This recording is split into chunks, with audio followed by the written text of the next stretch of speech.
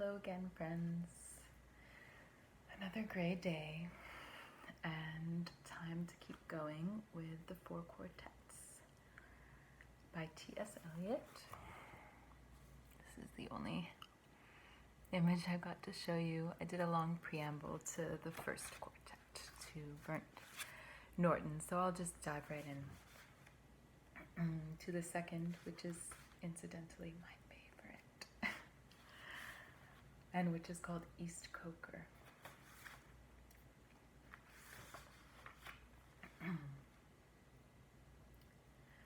In my beginning is my end. In succession, houses rise and fall, crumble and are extended, are removed, destroyed, restored, or in their place is an open field, or factory, or a bypass.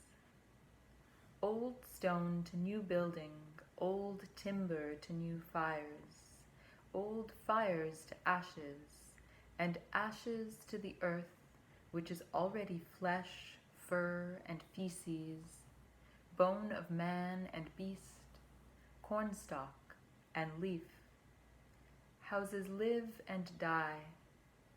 There is a time for building, and a time for living, and for generation, and a time for the wind to break the loosened pane, and to shake the wainscot where the field mouse trots, and to shake the tattered arras woven with a silent motto. In my beginning is my end. Now the light falls across the open field, leaving the deep lane shuttered with branches, dark in the afternoon, where you lean against a bank while a van passes, and the deep lane insists on the direction into the village, in the electric heat hypnotized. In a warm haze, the sultry light is absorbed, not refracted, by gray stone. The dahlias sleep in the empty silence, wait for the early owl. In that open field, if you do not come too close, if you do not come too close on a summer midnight, you can hear the music of the weak pipe and the little drum and see them dancing around the bonfire, the association of man and woman in dancing, signifying matrimony, a dignified and commodious sacrament, two and two, necessary conjunction, holding each other by the hand or the arm which betokeneth concord. Round and round the fire, leaping through the flames, or joined in circles, rustically solemn or in rustic laughter, lifting heavy feet in clumsy shoes, earth feet, loam feet, lifted in country mirth, mirth of those long since under nourishing the corn. Keeping time, keeping the rhythm in their dancing, as in their living in the seasons, the time of the seasons and the constellations, the time of milking and the time of harvest, the time of the coupling of man and woman and that of beasts. Feet rising and falling, eating and drinking, dung and death. Dawn points and another day prepares for heat and silence.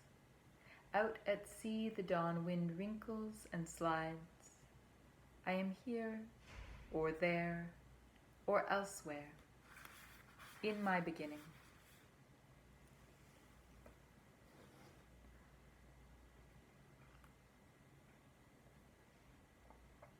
Two. What is the late November doing with the disturbance of the spring and the creatures of the summer heat and snowdrops rising under feet and hollyhocks that aim too high, red into gray and tumble down, late roses filled with early snow? Thunder rolled by the rolling stars simulates triumphal cars deployed in constellated wars. Scorpion fights against the sun. until the sun and moon go down, comets weep, and Leonids fly, hunt the heavens and the plains, whirled in a vortex that shall bring the world to that destructive fire which burns before the ice cap rains. That was a way of putting it. Not very satisfactory, a periphrastic study in a worn-out poetical fashion, leaving one still with the intolerable wrestle with words and meanings. The poetry does not matter. It was not to start again, what one had expected.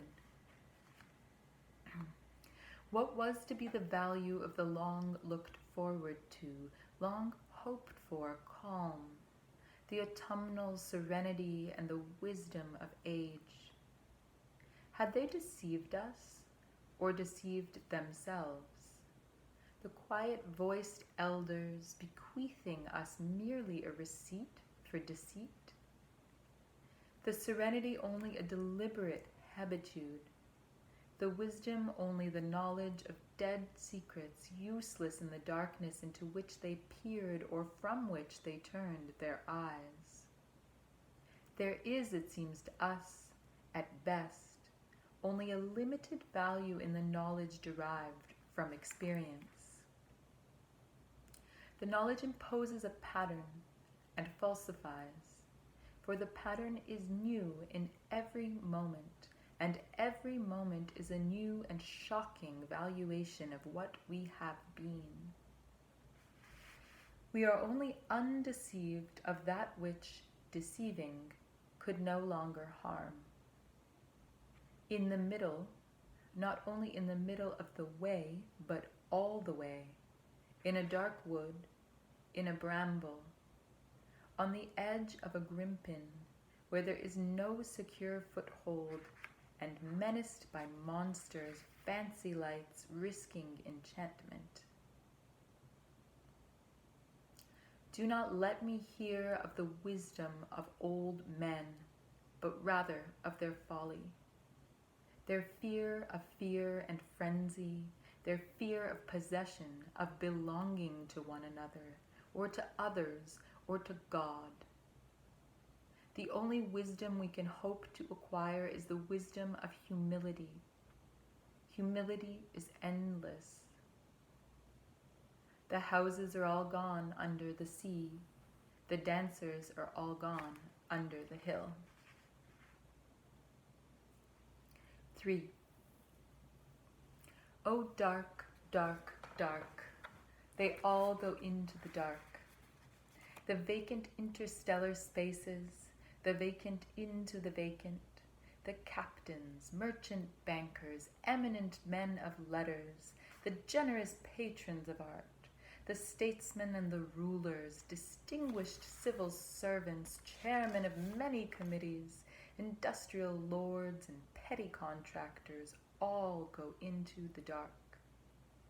And dark the sun and moon, and the Almanac de Gotha, and the Stock Exchange Gazette, the Directory of Directors, and cold the sense and lost the motive of action. And we all go with them into the silent funeral, nobody's funeral, for there is no one to bury. I said to my soul, be still, and let the dark come upon you, which shall be the darkness of God. As in a theater, the lights are extinguished, for the scene to be changed with a hollow rumble of wings, with a movement of darkness on darkness, and we know that the hills and the trees, the distant panorama, and the bold, imposing facade are all being rolled away.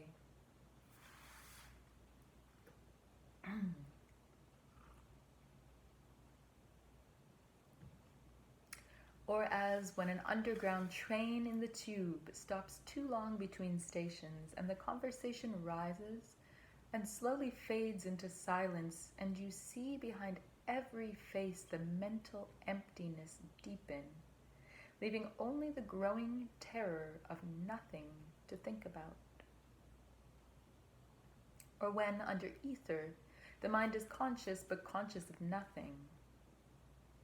I said to my soul, be still, and wait without hope, for hope would be hope for the wrong thing. Wait without love, for love would be love of the wrong thing. There is yet faith, but yet the faith and the love and the hope are all in the waiting. Wait without thought, for you are not ready for thought. So the darkness shall be the light, and the stillness the dancing. Whisper of running streams and winter lightning. The wild thyme unseen and the wild strawberry. The laughter in the garden, echoed ecstasy not lost but requiring, pointing to the agony of death and birth. You say I am repeating something I have said before. I shall say it again. Shall I say it again? In order to arrive there, to arrive where you are, to get from where you are not, you must go by a way wherein there is no ecstasy. In order to arrive at what you do not know, you must go by a way which is the way of ignorance. In order to possess what you do not possess, you must go by the way of dispossession. In order to arrive at what you are not, you must go through the way in which you are not. And what you do not know is the only thing you know. And what you own is what you do not own. And where you are is where you are not. 4. The wounded surgeon plies the steel that questions the distempered part. Beneath the bleeding hands we feel the sharp compassion of the healer's art, resolving the enigma of the fever chart. Our only health is the disease. If we obey the dying nurse whose constant care is not to please, but to remind of our and Adam's curse. And that to be restored, our sickness must grow worse.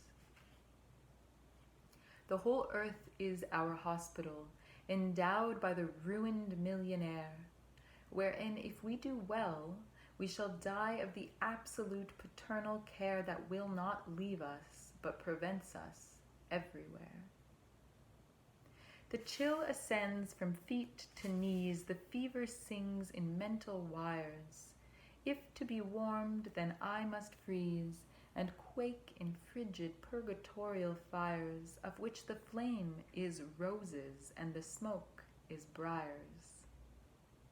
The dripping blood our only drink, the bloody flesh our only food, in spite of which we like to think that we are sound, substantial flesh and blood. Again, in spite of that, we call this Friday good. 5. So here I am in the middle way, having had 20 years largely wasted. The years of l'entre-deux-guerres, trying to learn to use words, and every attempt is a wholly new start, and a different kind of failure, because one has only learnt to get the better of words for the thing one no longer has to say, or the way in which one is no longer disposed to say it. And so each venture is a new beginning, a raid on the inarticulate with shabby equipment, always deteriorating in the general mess of imprecision of feeling. Undisciplined squads of emotion, and that there is to conquer by strength and submission has already been discovered once or twice or several times by men whom one cannot hope to emulate. But there is no competition. There is only the fight to recover what has been lost and found and lost again and again, and now under conditions that seem unpropitious. But perhaps neither gain nor loss. For us, there is only the trying. The rest is not our business. Home is where one starts from. As we grow older, the world becomes stranger, the pattern more complicated of dead and living. Not the intense moment isolated, with no before and after, but a lifetime burning in every moment, and not the lifetime of one man only, but of old stones that cannot be deciphered. There is a time for the evening under starlight, a time for the evening under lamplight, the evening with a photograph album. Love is most nearly itself when here and now cease to matter. Old men ought to be explorers. Here and there does not matter. We must be still and moving into another intensity for a further union, a deeper communion, through the dark cold and the empty desolation, the wave cry, the wind cry, the vast waters of the petrel and the porpoise. In my end is my beginning.